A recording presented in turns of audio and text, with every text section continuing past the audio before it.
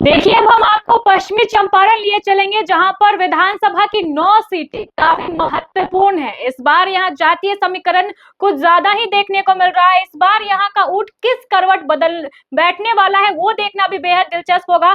9 सीटों पर क्या हाल है, किसका पलड़ा भारी है, कौन जीत रहा है, कौन हार रहा है। अगर आप भी देखना चाहते हैं तो पूरी खबर को आप देखिए और समझने की कोशिश कीजिए कि इस बार के जो बिहार विधानसभा चुनाव हुए हैं, 2 फेज में ही हुए हैं और काफी महत्वपूर्ण रहे हैं विवेका जी इस बार के बिहार विधानसभा चुनाव। आपने देखा, चुनाव आयोग ने बड़ा फैसला लिया, सिर्फ 2 टर्म में 243 सीटों को निपटा दिया है, जबकि पहले ऐसा नहीं होता था। बिल्कुल, आज सेकंड चरण का चुनाव था, उसमें 122 विधानसभा क्षेत्रों में चुनाव हुए और हम लोग एक एक विधानसभा सीट की चर्चा कर रहे हैं। क्योंकि चुनाव खत्म हो गया, सब लोगों ने अपने मताधिकार का प्रयोग कर लिया। अब चर्चा है कि किस सीट पर कौन प्रत्याशी बाजी मार रहा है, कौन जीत रहा है, इस पर चर्चा शुरू हो गई है।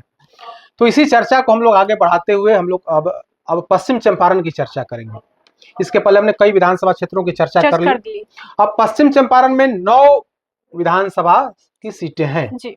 तो 2020 में 9-1 का रेशियो था, सॉरी मतलब 8 और 1 का रेशियो। तो 8 एनडीए और 1 महागठबंधन में सीपीआई एमएल। इस बार क्या होगा, क्या 8-1 का रेशियो रह जाएगा या फिर उसमें फेरबदल हो गया? जो हमको समझ है या जो जानकारी निकल करके सामने आ रही है, उसमें या तो 8-1 या फिर 7-2 का रेशियो रहने की संभावना। कुछ ज्यादा बदलाव, बहुत ज्यादा बदलाव उस इलाके में नहीं दिख रहा है या स्पष्ट तौर पर दिख रहा है। तो वाल्मीकि नगर में क्या होगा? वाल्मीकि नगर जो विधानसभा सीट है वो यूपी से बॉर्डर से एकदम सटा हुआ इलाका है। तो वाल्मीकि नगर में क्या होगा इस बार? क्या वाल्मीकि नगर में जेडीयू प्रत्याशी जीतेंगे या कांग्रेस के प्रत्याशी जीतेंगे या फिर बीएसपी के प्रत्याशी जीतेंगे? तो वहां से रिंकू सिंह जेडीयू के विधायक हैं, उन्हें 74,906 मत मिले थे।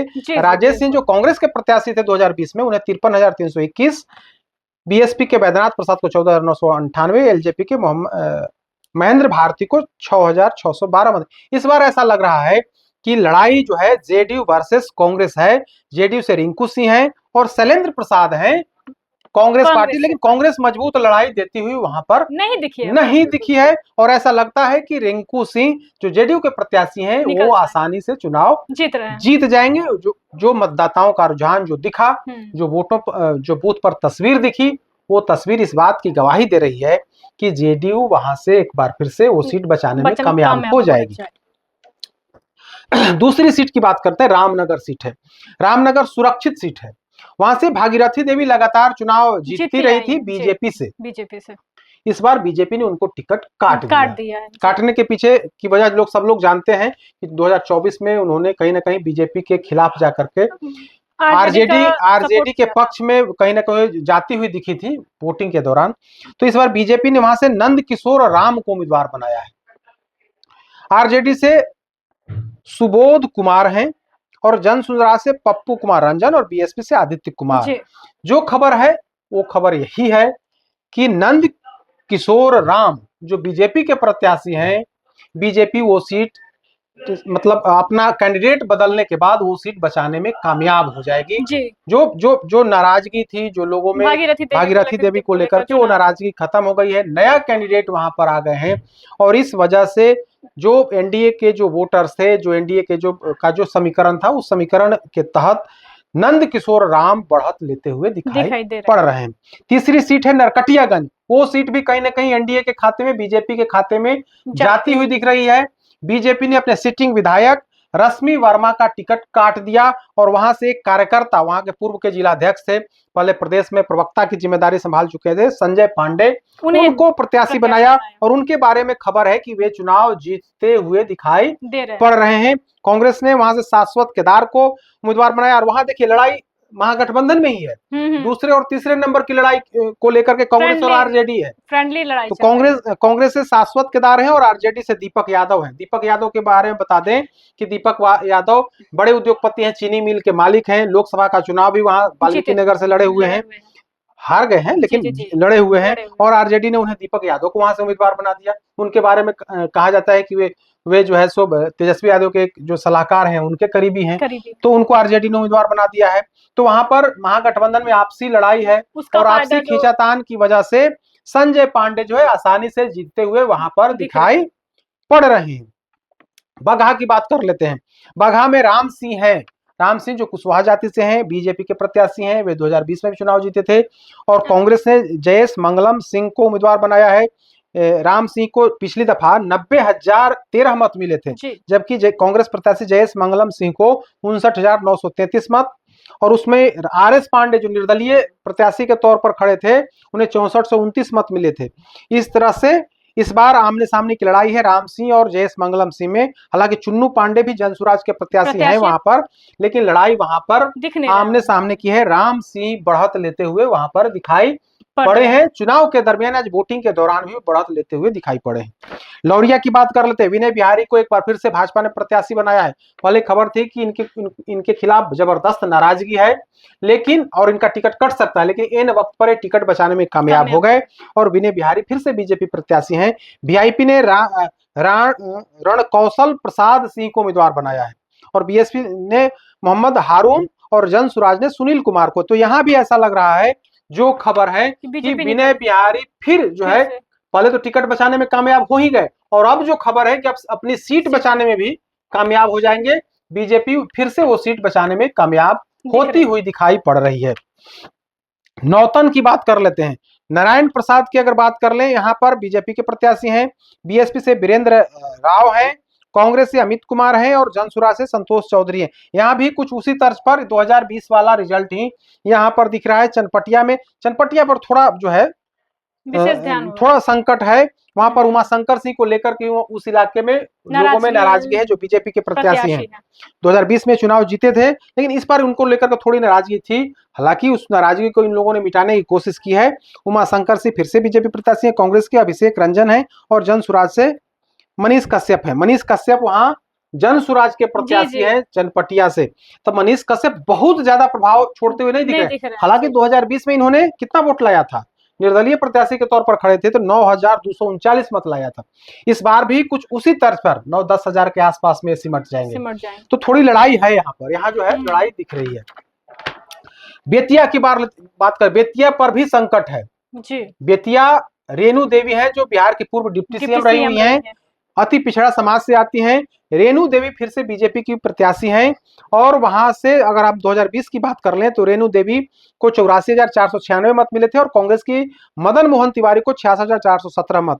एक बार फिर से बीजेपी की रेणु देवी हैं, जबकि कांग्रेस से वसी अहमद वहां से कांग्रेस प्रत्याशी हैं और रोहित सिकारिया जो है वो इंडिपेंडेंट होकर के चुनाव लड़ रहे हैं। रोहित सिकारिया का बेतिया पर अपना प्रभाव है, जबरदस्त प्रभाव है और उसका खामियाजा कहीं ना कहीं रेणु देवी को उठाना पड़ रहा है और एनडीए के वोट में बड़ी सेंधमारी हुई है।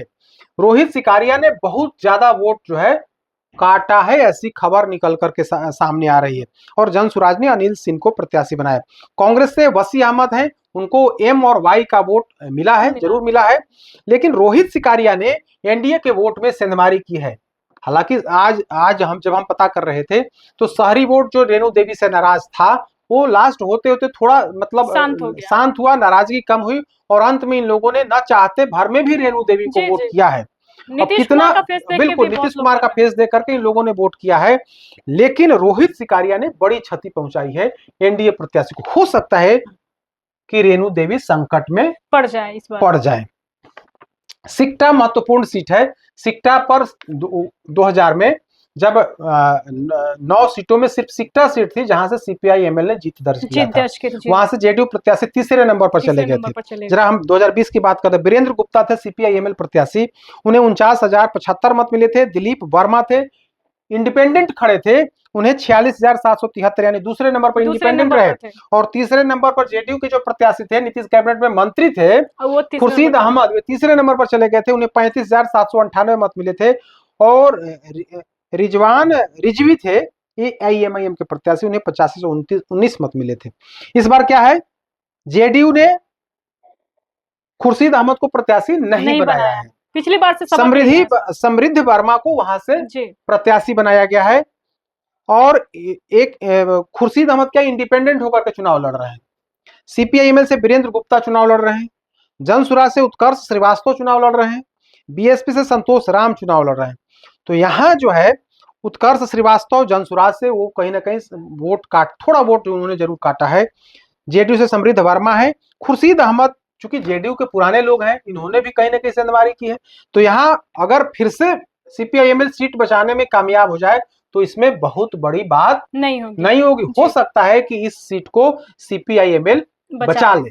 वही हम कर रहे थे कि 9 सीटें हैं पश्चिम चंपारण में, उसमें से 8-1 या 7-2 का रेशियो पश्चिम चंपारण में हो सकता है, यानी कि बहुत ज्यादा नुकसान वहां पर एनडीए को होते हुए दिखाई नहीं पड़ रहा है। तो पूर्वी चंपारण के बाद हमने पश्चिमी चंपारण का जो विश्लेषण है वो करके दिखाया है हमने आपको, और अलग अलग जिलों की तस्वीरें दिखाई है, दिखाने की कोशिश की है कि आखिर जो 14 नवंबर को जो परिणाम आने वाले हैं तो जो जीत का ताज है वो किस पर सज सकता है। कुछ सीटें ऐसी हैं जो परंपरागत एनडीए की रही हुई है और इस बार भी फिर से एनडीए के पाले में जा रहे हैं, लेकिन जो तेजस्वी यादव लगातार युवाओं की सरकार बनाने की बात कर रहे हैं उसका भी इफेक्ट पड़ा है। अब देखिए रिजल्ट तो 14 नवंबर को आने वाले, उस दिन तय हो जाएगा कि कौन जीत रहा है कौन हार रहा है। इस खबर में बस इतना ही। आगे की खबरों को जानने के लिए आप देखते रहे first Bihar Jharkhand. World class surgery सेवाओं के लिए नेताजी सुभाष मेडिकल कॉलेज एवं हॉस्पिटल में न्यूरोलॉजी, आधुनिक माइक्रोस्कोप से विभिन्न तरह के ब्रेन एवं स्पाइन की सर्जरी, यूरोलॉजी, लेजर और लैप्रोस्कोपी जैसे अत्याधुनिक इक्विपमेंट से यूरोलॉजी से संबंधित सभी प्रकार के उपचार, प्लास्टिक सर्जरी, कोई कठिन घाव या विकृति, facial, nose job, laser surgery एवं सभी तरह की cosmetic surgeries. NSMCH, Amhara, Bihta, Patna.